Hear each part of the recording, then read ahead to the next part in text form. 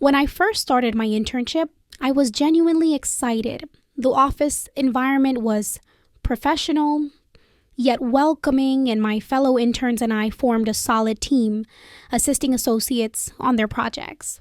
It was an enriching experience. I got to learn from experienced professionals while also collaborating with others at my level.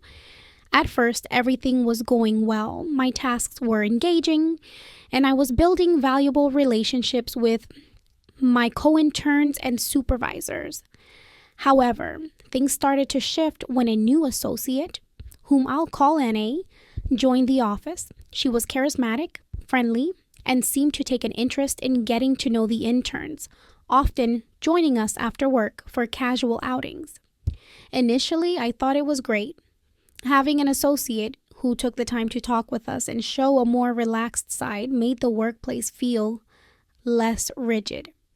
But over time, I began to notice a shift, not just in how the office functioned, but in the dynamic among us interns.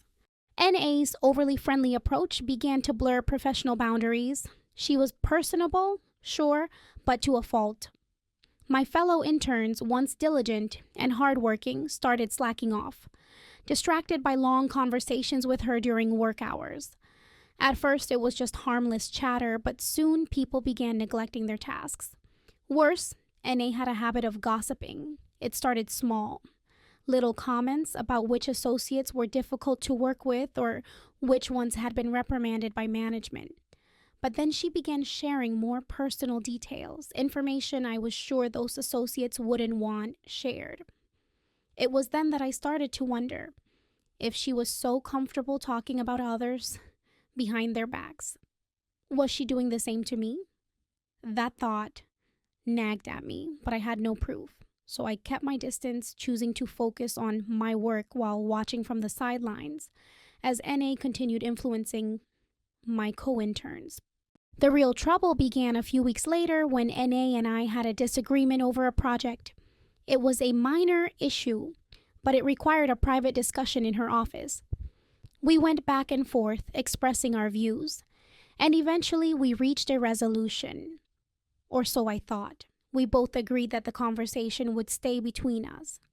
The next day, however, one of my co-interns, co-intern number 1, approached me, mentioning specific details from the discussion.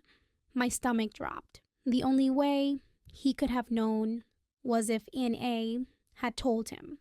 I confronted NA the following day, asking why she had shared our conversation despite our agreement to keep it private. She denied it, claiming he must have overheard.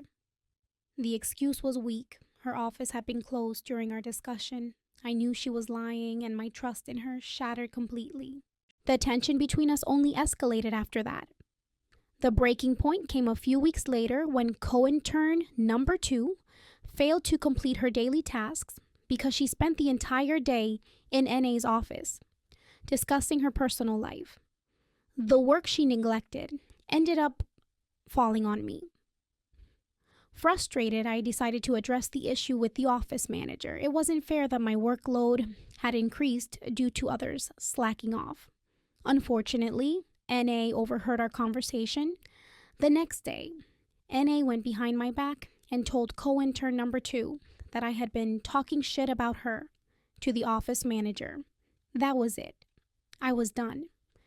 NA had proven time and time again that she thrived on gossip and manipulation, twisting situations to pit people against each other. From that moment on, I decided I would no longer assist NA with her projects. I went to NA's office and calmly informed her that I would no longer be working with her. She instantly became defensive, angrily declaring that she was a supervisor and that I had to listen to her. I stood my ground. "You don't act like a supervisor," I said. "Supervisors don't gossip about their colleagues behind their backs and refuse to own up to it when confronted." She interrupted me, deflecting blame, refusing to acknowledge any wrongdoing. It was pointless. She had no intention of taking responsibility for her behavior. The argument ended with both of us walking away in anger. That was the last time I ever tried reasoning with her. Since that day, I have maintained my boundaries. I don't greet her. I don't acknowledge her presence. If I'm ever required to interact with her for work-related reasons, I keep it short and professional. I'm much happier now that I don't have to deal with her manipulation and drama.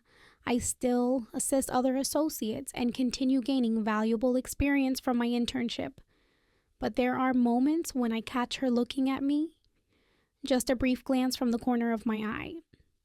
She looks hurt. And strangely, I feel a twinge of guilt. I don't enjoy seeing her upset, but I remind myself that I gave her plenty of chances to do the right thing. At the end of the day, I can't bring myself to interact with someone who repeatedly betrayed my trust and refused to take responsibility for it. I deserve better than that. And so I move forward, leaving her and the drama in the past.